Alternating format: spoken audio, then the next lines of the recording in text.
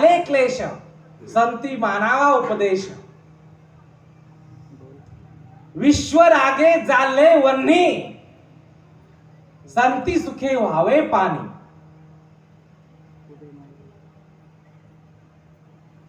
आणि मग असा धीर दिला ताटी उघडा ज्ञानेश्वर.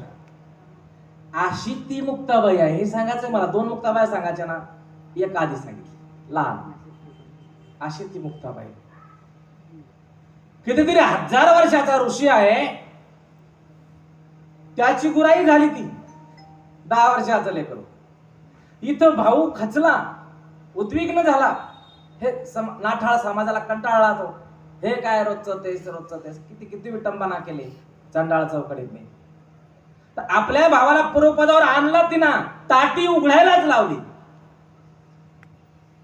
असं काही मार्गदर्शन केलं शास्त्रातून केलं असं ते असं व्यर्थ नव्हतं. माझा भाऊ माझा भाऊ माझा भाऊ असं होतं का? माझा भाऊ नव्हतं ते.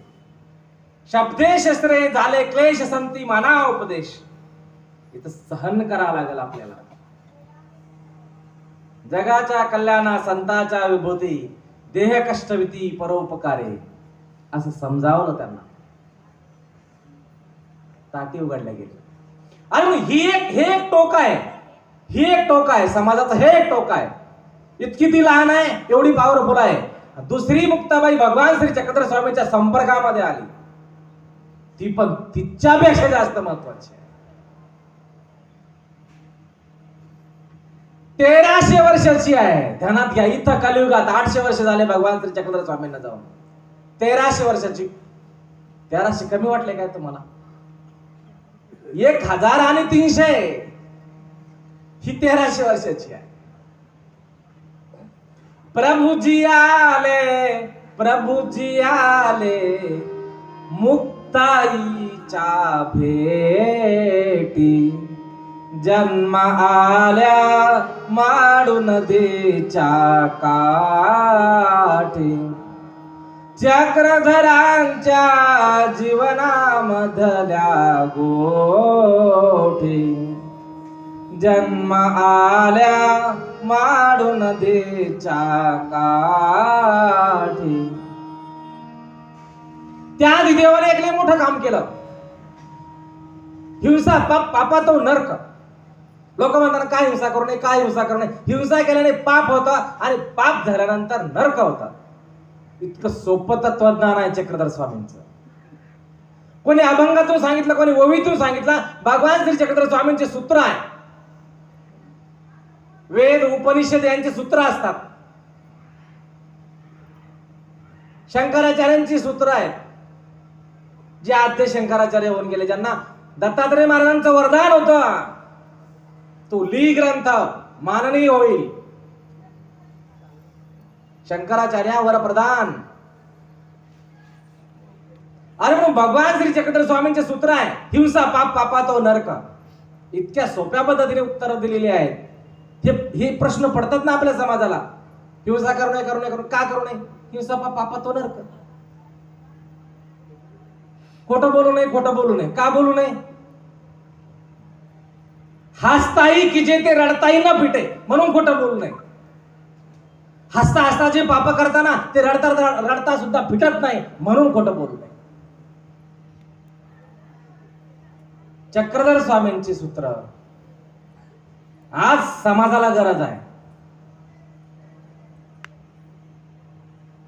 समाजाला आज गरज आहे त्या सूत्रांची.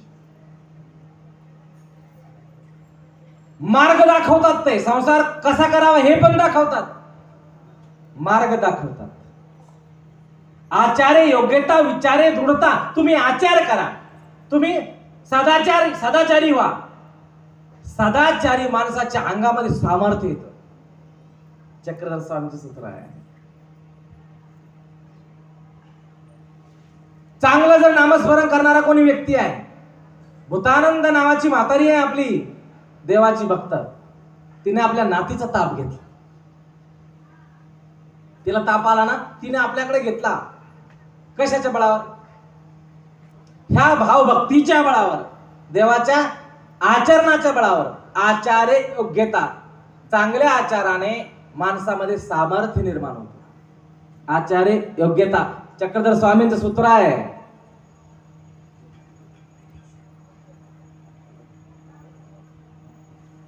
असे कितीतरी सूत्र आहे, कितीतरी असे सूत्र आहे ते तुम्हाला मार्गदर्शन करतात आणि माहिती होते, एकदम सोप्या पद्धतीने माहिती होते.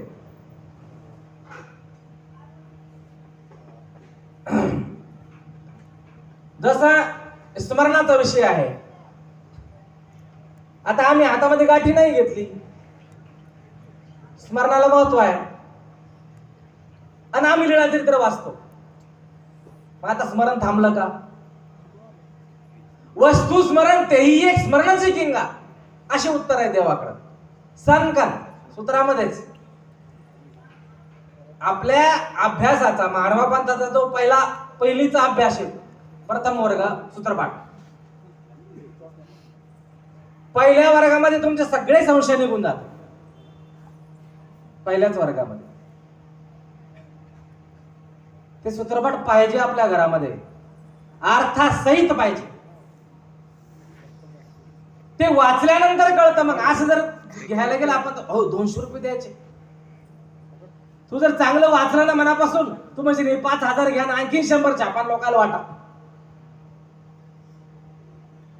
आणि म्हणून भगवान श्री चक्रधर स्वामींचं तत्वज्ञान सूत्रामध्ये आहे. आणि तो प्रसंग तिथं सालबर्डीत झालेला आहे. सशाची लीळा सगळ्यालाच माहित आहे. पळत पारधी लागली सशाच्या पाठीमागे, ससा लपला चक्रधर स्वामींच्या मांडी खाली आणि देवाने त्याला वाचवलं. हे तर आपल्याला माहितच आहे. महत्वाचा भाग पारध्यांना समजावून सांगितलं. राणीचे गवत ओढ्याचे पाणी, तुमची ती हानी काय झाली?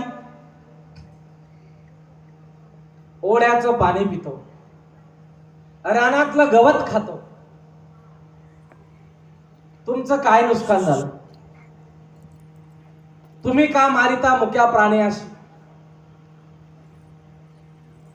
आणि अनंत ब्रह्मांडाचा मालक जेव्हा बोलतो ना, ती वाणी पराप्रधान, शांतविती, निवविती अशी ती वाणी आहे. तिच्यामध्ये सामर्थ्य आहे. शंभोली शंभोली म्हणतात दत्तात्रय महाराज. हे राजा शांत हो, हे राजा शांत हो. आणि शांत झाला. जे हृदय जळत होतं ते शांत झालं. आणि म्हणून पारध्यांना निरोपण केला आणि ते त्या ठिकाणी शरणागत झाले. पहिलं सूत्र भगवान श्री चक्रधर स्वामींचं जन्माला आलं, हंगा येत शरण आल्या काही मरणाशी. पारधी म्हणतात आमचा ससा आम्हाला द्या. देव म्हणतात जो आम्हाला शरण आला त्याला काय मरण असतं काय? त्याला मरण नसतं. त्याची काही हानी होऊ शकते काय? नाही हानी होऊ शकत. जो देवाला शरण गेला त्याची हानी होत नाही. तो नाही मरणार. अध्यात्माच्या दृष्टीने तो मरणार नाही.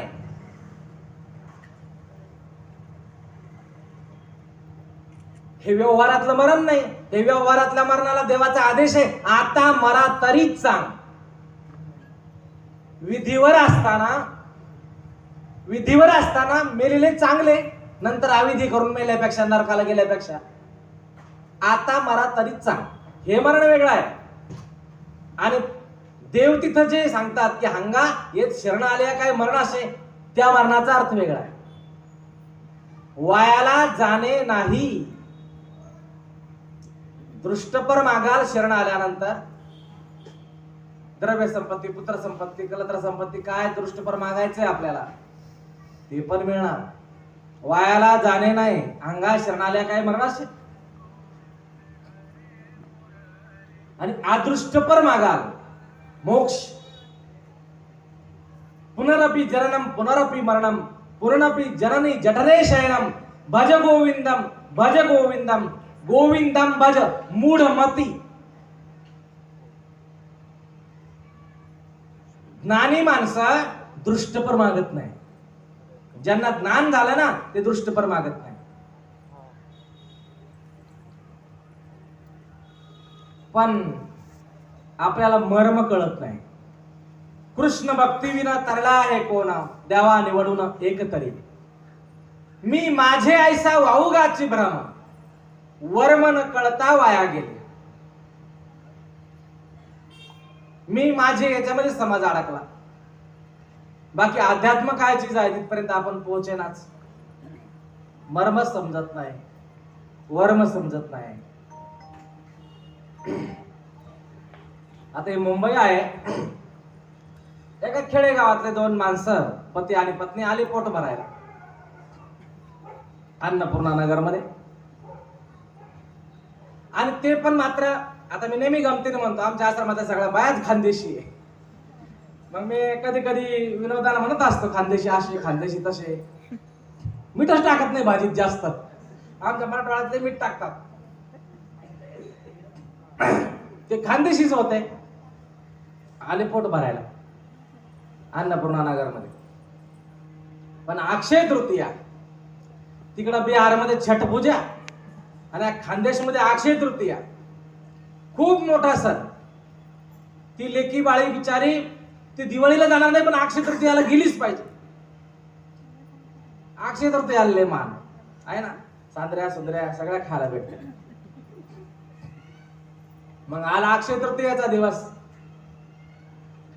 त्यांनी काय केला, पुरणपोळ्या केल्या 5. आता पती पत्नी हा एक विषय मोठा गण आहे, इतका साधारण नाही तो. कधी कोण्या गोष्टीवरून बिघडेल आणि पुन्हा कोण्या गोष्टीवरून पुन्हा एक होतील. आमचीच एक चुलत बहीण आहे, असे भांडणं त्याचे कोर्टापर्यंत जायची तयारी. एका चक्राला गेलो तर पोरगी नाव ऐके ना.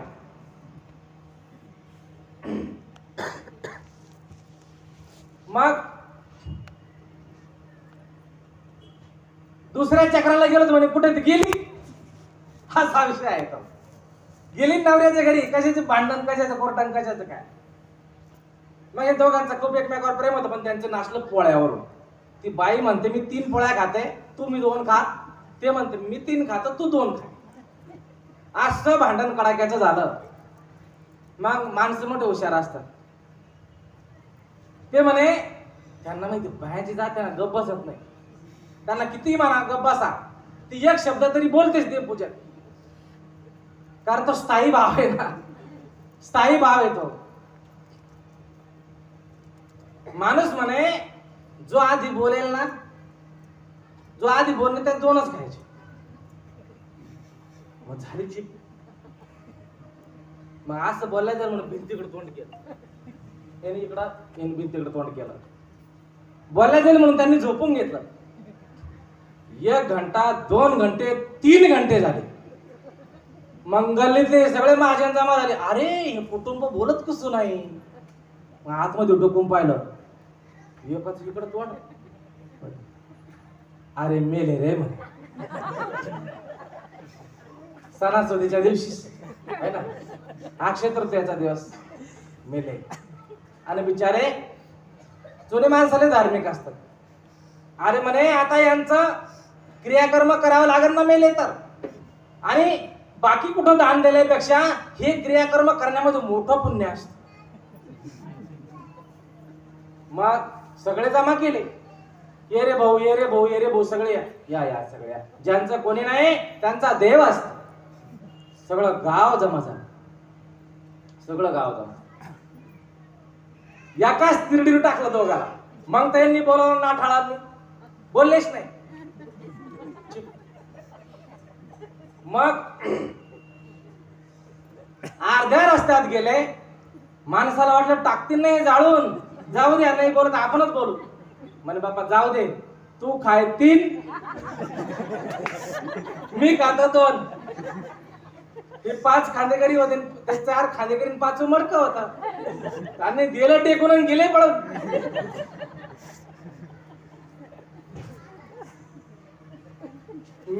मी माझे ऐसा वाऊगाची भ्रम, वर्म न कळता वाया गेले. वर्म आपल्याला समजत नाही म्हणून सगळा हा चक्कर आहे. कशाला दिला मानव देह, काय आहे मूळ हे सगळं आपल्याला त्या सूत्रामध्ये कळतं. सूत्रामध्ये कळतं चक्रधर स्वामींच्या. आणि म्हणून सह्याद्रीच्या शिखरावरती,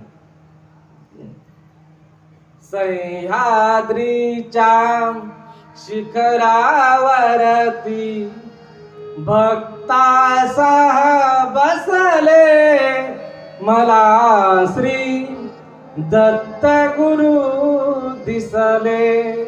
मला श्री दत्त गुरु दिसले. म्हणा